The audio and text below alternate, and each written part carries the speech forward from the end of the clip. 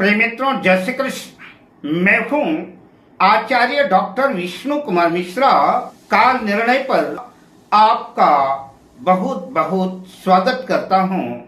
आज हम इस वीडियो पर गोचर का आधार बना करके आपसे चर्चा करेंगे कि सरकारी नौकरी कब लगेगी, कि वह कालखंड कब होगा, किस वर्ष में किस समय पर नौकरी लगेगी। मैं उदाहरण कुंडली के साथ आपसे इस विषय वस्तु पर चर्चा करूंगा, पर मैं विषय क्रम में आगे बढ़ूं उससे पहले आपसे आग्रह, अगर आपने अभी तक हमारे इस चैनल को सब्सक्राइब नहीं किया है तो प्लीज चैनल को सब्सक्राइब करें, साथ ही नोटिफिकेशन बेल को भी प्रेस कर लें।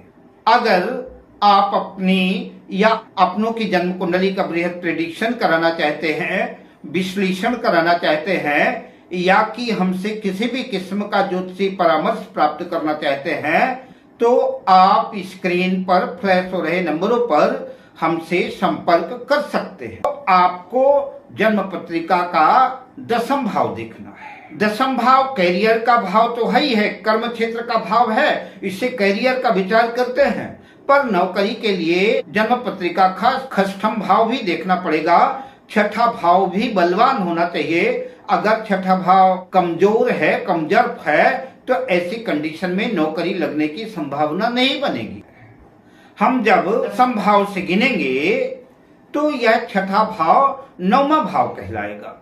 इसका महत्व इसलिए भी हो जाता है कि जो आपके कैरियर का भाग्य है, आपके कैरियर को बल मिले, भाग्य का साथ मिले, उसके लिए जन्म पत्रिका का छठा भाव भी बलवान होना चाहिए। तो हमने इस उदाहरण कुंडली के माध्यम से देखा, इस छठे भाव पर कन्या राशि में सूर्य और गुरु की युति है। सूर्य जो इस जन्म पत्रिका के पंचमेश हैं, पंचम भाव के स्वामी है, शिक्षा के स्वामी है, और देव गुरु बृहस्पति जन्म पत्रिका के नवम भाव भाग्य भाव के स्वामी है। पंचमेश नवमेश की युति छठे भाव पर है। भाग्येश देवगुरु बृहस्पति की पंचम दृष्टि दशम भाव पर है। लग्नेश मंगल सप्तम भाव में स्थित होकर के चौथी दृष्टि से मकर राशि को, अपनी उच्च राशि को देख रहे हैं। इस जातक की 24 सितंबर 2021 में रेलवे में नौकरी लगी। जब इस जातक की नौकरी लगी उस समय पंचमेश पंचम भाव के स्वामी सूर्य की महादशा चल रही थी। पंचमेश सूर्य की महादशा चल रही थी और दशमेश शनि की अंतरदशा चल रही थी, और भाग्येश देवगुरु बृहस्पति की प्रत्यंतर दशा चल रही थी। नौकरी कब लगेगी इसका निर्धारण कैसे किया जाता है, विंशोत्तरी दशा को आधार बनाकर के मैंने आपसे चर्चा की। अब मैं गोचर के आधार पर इसी उदाहरण कुंडली से चर्चा गोचर की करूंगा। तो आप दशा, अंतर दशा, प्रत्यंतर दशा तो देखेंगे ही, साथ में नौकरी कब लगेगी तो उस समय का गोचर भी आपको देखना पड़ेगा। किसी विषय वस्तु के समय के निर्धारण में गोचर की भी महत्वपूर्ण भूमिका है। गोचर का मतलब कि अभी का, इसी समय का। एक तो हमारी लग्न कुंडली हुई जो हमारे जन्म के समय की कुंडली है, हम जिस वक्त देख रहे हैं उस वक्त का गोचर देखेंगे। उस समय आकाश में ग्रहों की स्थिति कैसी थी, उस समय आकाश में कौन सा ग्रह किस राशि में किस भाव में था।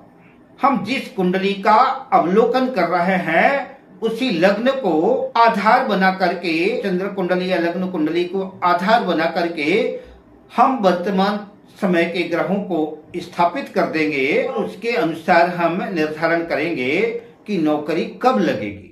तो गोचर कुंडली में हम सिर्फ उन ग्रहों की चर्चा करेंगे जो ग्रह लंबे समय तक एक राशि में रहते हैं।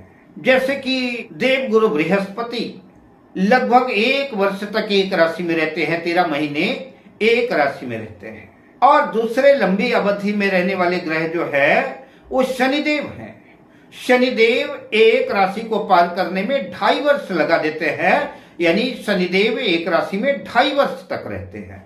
तो आइए मैं गोचर कुंडली में देव गुरु बृहस्पति और शनि को आधार बना करके यहाँ आपसे चर्चा करता हूं कि गोचर के आधार पर हम कैसे निर्धारण करें कि कब नौकरी लगेगी। लेकिन गोचर या दशा अंतर्दशा देखते वक्त यह जरूर ध्यान में रखना चाहिए कि हम जब देख रहे हैं उस वक्त जो है जातक की उम्र नौकरी के योग्य हो। तो सबसे पहले जिस सूत्र की हम चर्चा करते हैं, आपकी जन्म पत्रिका में या कि आप जिस जन्म पत्रिका का अन्वेषण कर रहे हैं, विश्लेषण कर रहे हैं, उसमें सूर्य या कि चंद्र जिस राशि में केंद्र त्रिकोण में जहां भी स्थित हो, क्योंकि सूर्य और चंद्र सरकार का प्रतिनिधित्व करते हैं। सूर्य और चंद्रमा के योग के बिना सरकारी नौकरी लगना मुश्किल है, इसलिए सूर्य और चंद्र की महत्वपूर्ण भूमिका है। तो सूर्य और चंद्र जिस राशि में स्थित हैं, तो गोचर करते हुए देवगुरु बृहस्पति जब सूर्य या चंद्र के ऊपर से संचरण कर रहे हों, देवगुरु बृहस्पति का भी गोचर जो है उसी राशि में हो जिसमें सूर्य और चंद्र स्थित हों, तो उस समय जातक की नौकरी लगने की संभावना बनेगी। या कि देवगुरु बृहस्पति कुंडली में स्वयं जहां पर जिस भाव में जिस राशि में स्थित हो, तो देवगुरु गोचर करते हुए, संचरण करते हुए, विचरण करते हुए जब उसी भाव पर आ जाए, तो उस वक्त भी जो है नौकरी लगने की संभावना बनती है। और प्रबल संभावना तब बनती है कि गुरु उस भाव में जितने अंश के हों उतने ही अंश के गोचर में भी जब आ जाएंगे तो नौकरी लगने की संभावना बनेगी। यह नौकरी लगने का सर्वोत्तम समय है। गुरु के एक और गोचर को समझते चलिए।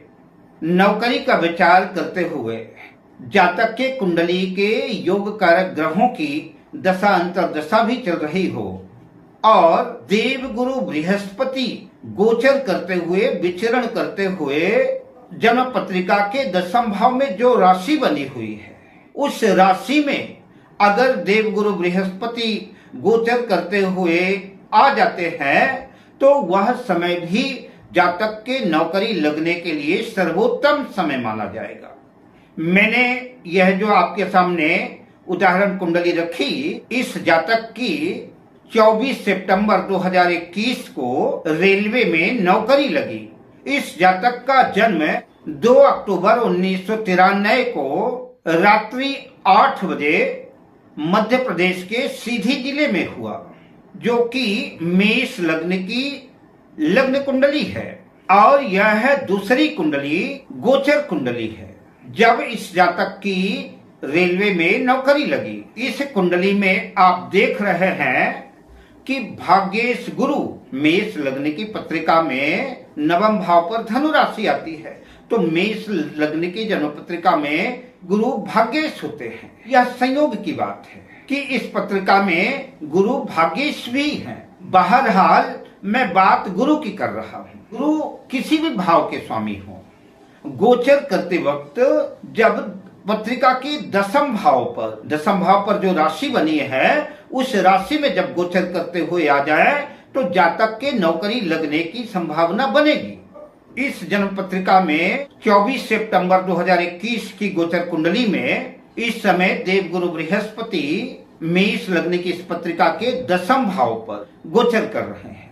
और संयोग की एक और बात हुई, शनि भी उस समय गोचर करते हुए दशम भाव में ही स्थित है, क्योंकि दशम भाव पर मकर राशि पर देवगुरु बृहस्पति नीच के हो जाते हैं और संयोग से शनि का भी गोचर जो दशम भाव पर है, तो अत्यंत सुंदर नीच राजभंग योग भी बना। नीच राजभंग योग न भी बनता तब भी गुरु का गोचर है, तो नौकरी जातक की इस अवधि में लगती, लेकिन नीच राजभंग योग बन गया तो उत्कृष्ट योग हो गया। दूसरा सूत्र, जन्म पत्रिका के दशम भाव का स्वामी दशमेश गोचर करता हुआ जब जन्म पत्रिका के दशम भाव में ही आ जाए, तब भी नौकरी लगने की संभावना बनती है। आप इस जन्म पत्रिका में गोचर कुंडली में देख रहे हैं कि शनिदेव भी गोचर करते हुए मकर राशि में ही स्थित हैं, दशम भाव में ही स्थित है। अब अगले सूत्र की चर्चा करते हैं। अगला सूत्र शनि के गोचर को लेकर के है। शनि गोचर करता हुआ अपने मित्र ग्रह से नव पंचम का जब योग बनाए, शनि के मित्र कौन है? तो शनि के मित्र हैं शुक्र, शनि के मित्र हैं बुध, शनि के मित्र है राहु।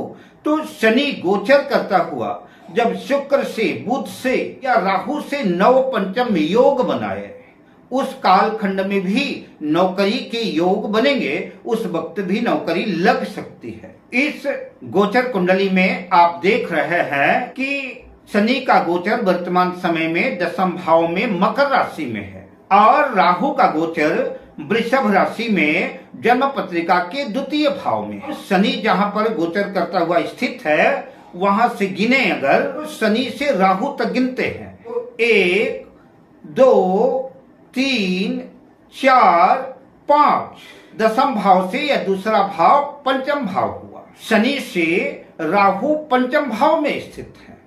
अब राहु से गिनेंगे 1, 2, 3, 4, 5, 6, 7, 8, 9, यह नौवां भाव, द्वितीय भाव से दशम भाव नौवां भाव आएगा।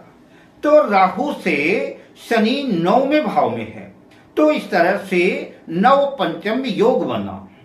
शनि गोचर करता हुआ जब अपने मित्र ग्रहों से, शुक्र से, बुध से या राहु से नव पंचम योग बनाए, वह भी नौकरी मिलने का सर्वोत्तम समय होता है।